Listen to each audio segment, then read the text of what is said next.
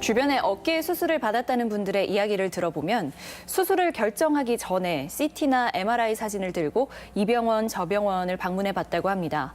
이 수술에 대한 부담감 때문에 수술하지 않고 치료할 수는 없을까 방법을 찾아보려고 그랬던 건데요. 이 시간에는 여수백병원 백창희 원장과 함께 수술 없는 어깨 치료에 대해 이야기 나눠봅니다. 물리치료와 약물치료에 주로 의존하는 어깨 통증. 수술에 대한 부담감으로 정확한 진단도 미루게 되는데요. 어깨 치료 방법은 계속 진화하고 있고 수술 없이 치료할 수 있는 방법도 있습니다. 정형외과 전문의 백창희 원장과 자세히 알아봅니다.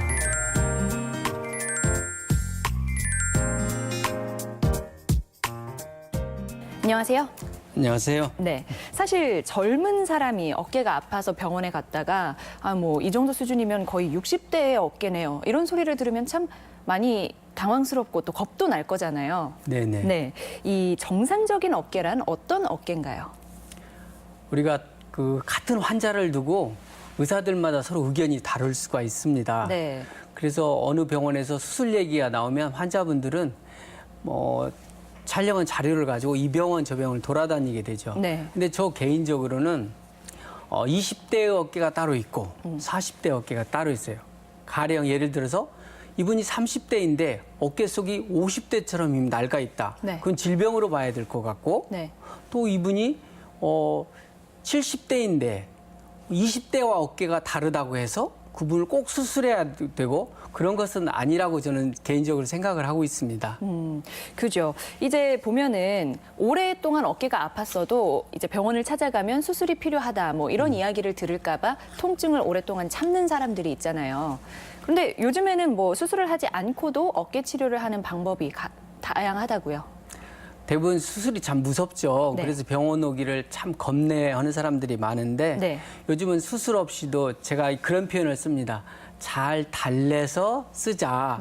그게 수술 없는 치료를 얘기하는 거거든요. 네. 근데 어디선가 환자분이 수술 얘기를 한번 들으면 그게 머릿속에 계속 남는가 봐요. 수술하지 않고 치료해도 된다고 이렇게 설명을 하는데도 불구하고 분명히 수술하라고 그랬는데 하면서 그 말을 잊지를 못하는 경우가 있어요.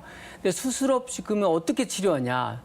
주사와 스트레칭과 근력 운동과 이런 것들을 잘 조합해서 해주면 아주 심하게 망가진 거 아니면은 네. 그런 수술 없는 치료도 많이 호전이 되죠. 네. 그럼 반대로 본인이 먼저 이제 수술을 하겠다고 결정을 하고 병원을 이제 찾아왔는데 수술 말고 다른 방법으로 치료가 가능한 게 있겠네요. 대부분이 병원을 많이 어깨 아픈 사람들이 병원을 많이 돌아다니면서 이런저런 치료를 다 해보죠. 네. 해봐도 듣지 않으면 이제 마지막에는 아야 수술이라도 하고 내가 어떻게 나서야 되겠다 그런 네. 마음으로 아예 병원 오실 때 짐까지 싸가지고 오시는 경우가 보게 됩니다. 입원할 그런 짐이요? 네네. 네. 지금 보시는 화면은 그런 분 중에 한 분 어깨 속 MRI인데요. MRI 보면 저렇게 감게 보이는 부분이 있고 하얗게 보이는 부분이 있습니다. 네. 하얗게 보이는 부분이 바로 염증을 얘기하거든요. 네네. 근데 어깨 속에 염증이 오게 되면 우리 살이 오그라드는 성질이 있어요. 그래서 굳어지죠. 그런 경우에 제일 먼저 나타나는 게 팔을 뒤로 돌리는 자세가 잘 안 되죠. 그래서 이런 분들이 세수하기도 힘들다, 옆으로도 잠자기도 힘들다, 머리 빗기도 힘들다 이런 불편들을 막 호소하는 것이 바로 저 보이는 하얗게 보이는 염증 때문에 관절 속이 오그라들어서 그렇습니다. 네. 사실 어깨에 힘줄이 끊어지거나 떨어진 것도 아닌데 염증만으로도 그런 통증이 생기나 보죠? 그렇습니다. 이런 분들을 제가 진찰하기에 앞서서 팔을 이렇게 덥석 잡으면 네. 겁부터 냅니다. 제발 살살해 주세요. 그렇게 네네. 얘기하거든요. 누가 와서 부딪히는 것만으로도 통증이 있어서 겁을 많이 냅니다.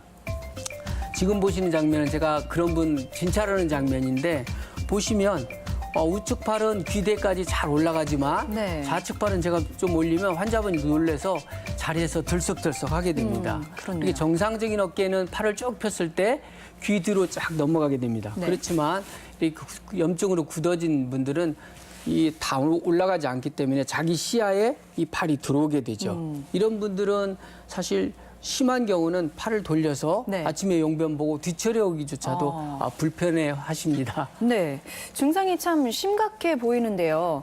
이렇게 심각한 경우에도 수술 말고 이제 다른 방법으로 치료가 가능하다는 거잖아요. 네네. 예, 그게 어떤 방법인지 소개 좀 해주시죠. 이런 분들은 먼저 어깨 속을 봐야 되지 않겠어요? 검사를 해서 심줄만 떨어지지 않으면 지금 보시는 장면처럼 시술하는 장면입니다. 수술이 아니고 시술입니다. 시술은 주사와 운동으로 하는 거고요. 네. 보다시피 운동을 시켜야 되는데 통증이 있으면 안 되니까 우리 목 주변에 주사를 놔서 어깨로 내려가는 신경을 잠시 잠을 재운단 말이죠. 네. 그러면 어깨 주변의 근육들도 긴장이 풀어지면서 충분히 이완된 상태에서 또 관절 속에 약물을 집어넣어서 관절 속을 저렇게 풍선을 부풀리듯이 부풀리게 됩니다. 네. 그리고 운동을 시켜주면서 부드럽게 시켜야 됩니다. 최근에 보았는데 어떤 병원에서 갑자기 운동을 시키면서 이 근육이 이완되지 않으니까 근육이 잡아당기는 힘 때문에 갈비뼈가 금이 가서 2달 동안 고생했다고 환자분한테 또 들은 적이 있습니다. 네, 이런 방법을 통해서 시술을 끝내면 이제 치료가 끝이 난 건가요? 그렇죠. 우리가 이런 분들이 되게 병원을 돌아다니면서 주사도 뭐 몇 번 맞아봤는데 맞을 때뿐이에요. 그런 얘기를 많이 듣는 이유가 이 주사만 맞는 것보다 제대로 된 운동이 같이 조합이 이루어지면 우리가 기대 이상의 효과를 볼 수 있습니다. 네. 조금 전에 진찰할 때 그 어렵던 환자가 다음 날 제가 지금 운동을 시켜보면 훨씬 더 좌측팔이 귀 뒤에까지 올라가고 있는 모습을 바로 다음 날인데요. 그렇습니다. 네. 예전에는 제가 당일 주사 놓고 보냈는데 그러다 보니까 집에 가서 운동을 제대로 못 하세요. 그래서 3일간 병원에서 붙잡아두고 매일매일 제가 계단을 한 칸씩 오르듯이 네. 이렇게 해주면 환자분이 크게 고통을 느끼지 않고 3일 후면 거의 다 해결이 돼서 집에 가서 바로 일을 할 수가 있습니다. 그렇게 좀 단계를 거쳐서 운동할 수 있는 방법도 또 알려주시고 하는가 봐요. 네, 자 그러면 마지막으로 어깨 건강을 위해서 우리가 꼭 기억해야 할 게 있다면 말씀 전해주시죠. 어깨가 아픈데 병원 가는 것을 너무 겁내지 않았으면 좋겠습니다. 오히려 이렇게 아픈 어깨로 내가 앞으로 30년, 40년 더 일도 하고 살아야 되는 그 현실을 더 겁냈으면 좋겠습니다. 요즘 어깨 치료는 많이 수술보다는 수술 없는 치료로 많이 해결해주고 있습니다. 네. 우리가 내가 어깨가 불편하면 뭐 병원에 가면 다 수술하는 건 아니고 적어도 어깨 속 원인을 찾아서 주사를 그렇게 맞아도 해결이 안 되던 어깨 속을 검사를 해서 도대체 원인이 뭔 건지 이대로 사용해도 좋은 건지 아니면 주사 약물로 고쳐서 갈 수 있는 건지 아니면 수술이 필요한 건지 제대로 원인을 알고 치료를 해야 되겠습니다. 네, 오늘 이 시간에는 정형외과 전문의 백창희 원장과 함께 수술 없는 어깨 치료에 대해 알아봤습니다. 오늘 말씀 잘 들었습니다. 매일 의자에 앉아 있는 시간이 얼마나 되는지 혹시 체크해 보셨나요? 우리나라 사람들은 하루에 앉아 있는 시간이 평균 7시간 반이 된다고 합니다. 잠자는 시간이 하루 8시간이라면 거의 비슷하죠. 앉아 있으면 건강에 좋지 않다 이런 얘기 자주 듣는데요.